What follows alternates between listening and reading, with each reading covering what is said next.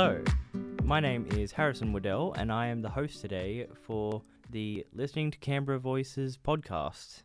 The Listening to Canberra Voices podcast acknowledges the Ngunnawal people, traditional custodians of the lands where Bruce campus is situated, and we wish to acknowledge and respect their continuing culture and contribution they make to the life of Canberra and the region. We also acknowledge all other First Nations people on whose land we gather.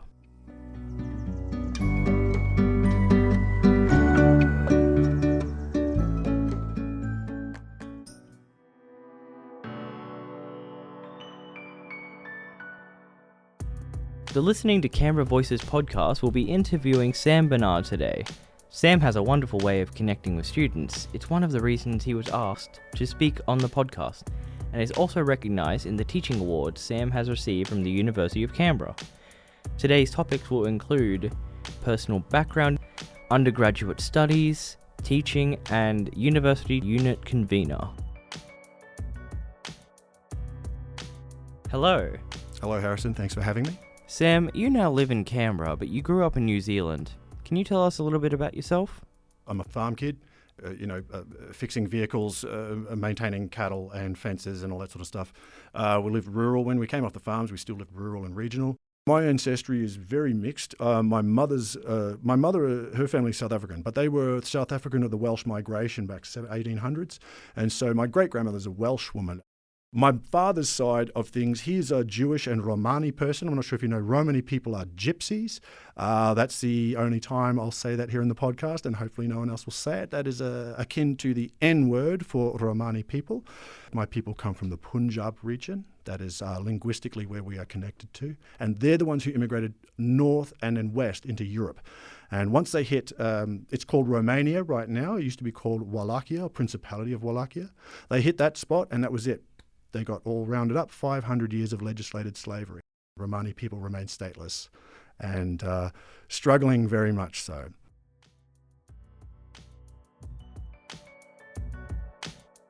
Were you drawn to education and learning from a young age?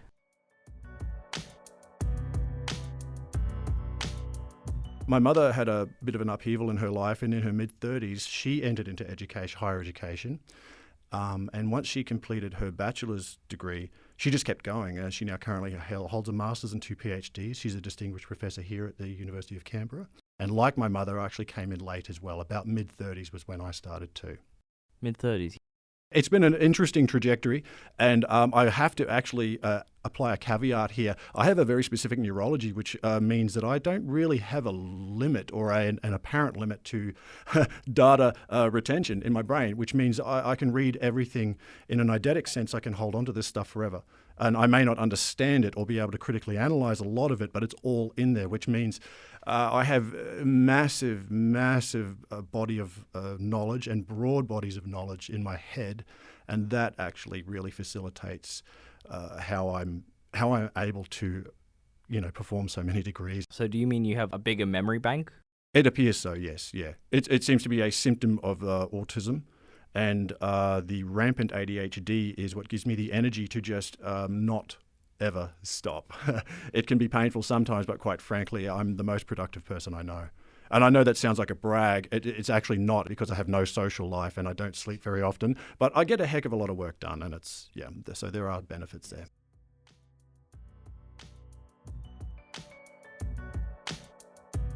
How was the transition from student into teacher?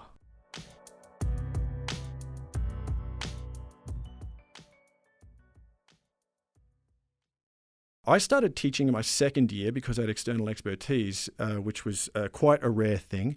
I also was doing guest lecturing, so I had a taste for teaching already as a student.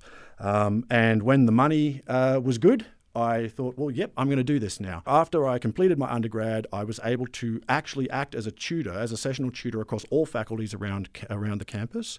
And as I achieved more and more in the degree sense, I was actually given more and more responsibility and convening units, that type of thing. The transition was, it was actually pretty easy. Teaching actually afforded me a chance to do what I loved, which is talk. As you can tell.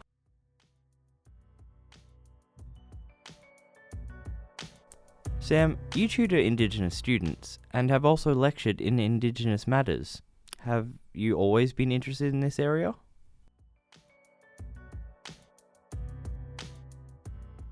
I have quite a deep understanding of the Australian political history, in particular Indigenous participation in Australian political history is what I look at. I don't teach culture, obviously. I'm not an Aboriginal person. I'm not even from Australia.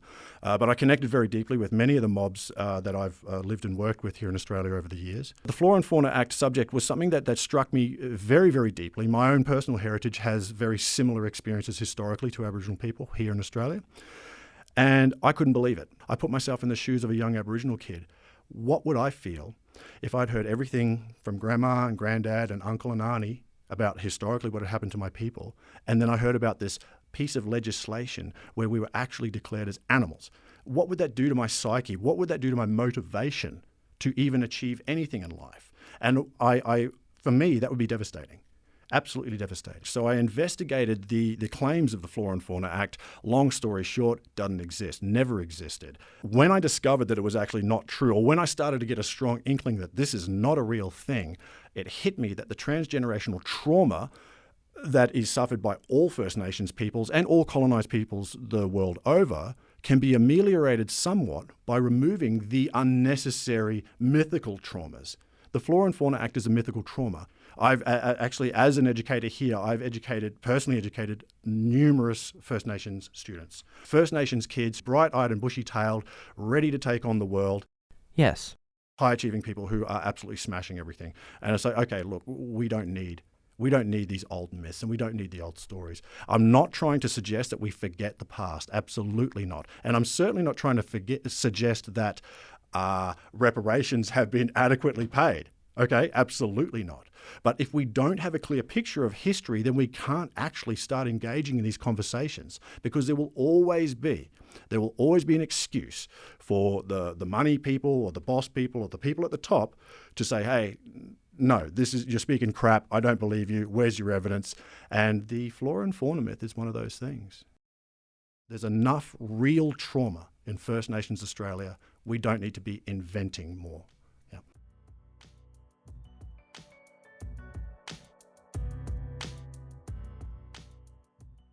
Did the resulting interest in your work prompt you to pursue a career in academia?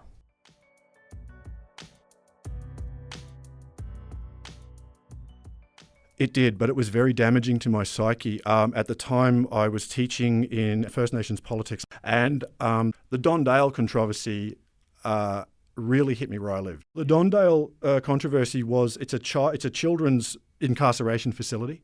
It's a kids' jail. The details of it are about as medieval and horrific as you can imagine.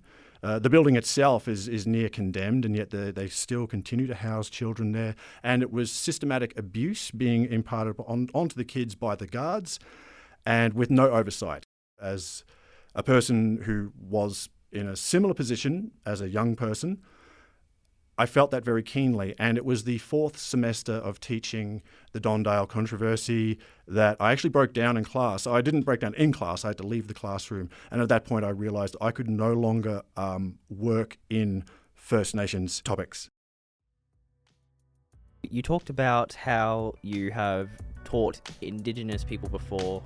So I myself am an Aboriginal man from Ginniburra, so Rockhampton, and I had you as a teacher last semester, and you were just such a good teacher, and I thank you for that.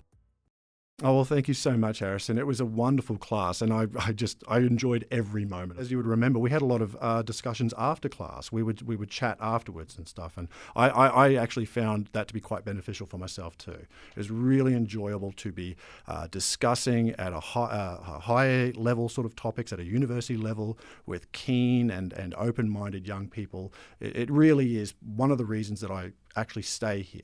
It keeps me young, and it keeps my brain fluid and flexible, keeps me thinking, and allows for different perspectives to come into my thinking as well, which I think is vital and missing somewhat from a lot of higher education curriculum.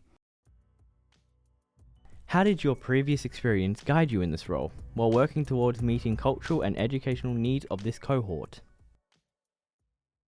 It's a fluid process that no one has gotten 100% right yet, and probably never will. The fact that we are all humans means that there is a lot of fluidity, flexibility, and a lot of difference. Despite our sameness, we have many differences. And of course, I'm not trying to educate you on Indigenous cultural operations, but we do know that there are hundreds of countries and hundreds of family groups and language groups in this continent of Australia. And as we've seen in the past, there is not and could not be a universally agreed upon, let's say, quote unquote, First Nations policy.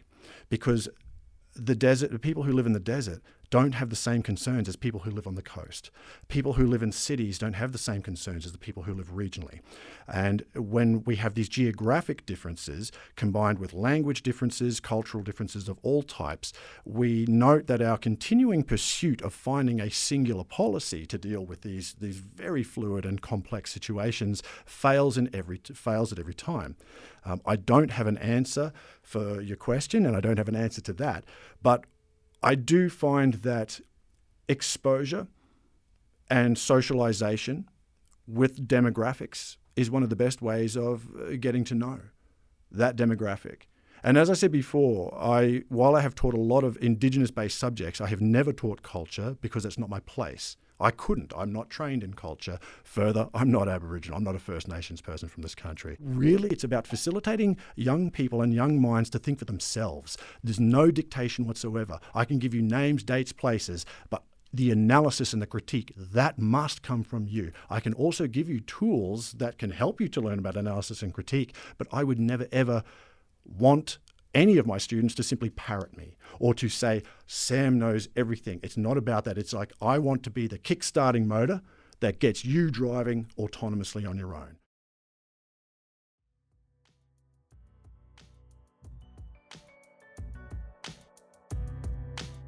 What are a few skills and characteristics that you identify in yourself and your work that make you proud of what you contribute to the University of Canberra? I'm busy just trying to keep my head on my shoulders and making sure that I fly straight and can perform the tasks as required without coming off too crazy or too unhinged, which is something that has been brought up from time to time. It's quite frankly, I will fit into almost any role. Being a polymath means that I can flexibly move around faculty. And I've worked across a number of faculties here. I present, I run events. I successfully ran the 2020 Poetry on the Move festival here at UC. At the height of COVID, it was a raving success. It was an online-only event, and we managed to actually secure a lot of international partners as a result of it being an online-only event, which is something that the previous festivals weren't able to quite achieve to the degree that we got there. So there's a lot of I'm dedicated, hard work. I don't really ever consider failure, and I don't ever consider not showing up. Having a dedicated project is the thing that keeps me going. I studied Spanish because I had a dedicated Spanish project. I'm currently studying German because I have a dedicated project towards German. The computer languages are exactly the same. For example, I'm using the gaming platform Twine, the interactive fiction platform known as Twine, for my PhD. Twine comes with its own set of languages and macros, but also you can utilize HTML, CSS, and JavaScript. Knowing that, I knew which languages I needed to learn. So now I study HTML, CSS, and JavaScript. The fact that I actually know you, Harrison, as a student and have seen your work, I'm projecting your future. As long as you just keep going, there's nothing that could stop you. Thank you for talking to us today, and thank you everyone so much for listening to the Listening to Canberra Voices podcast. We'll see you all next episode with a different topic of discussion.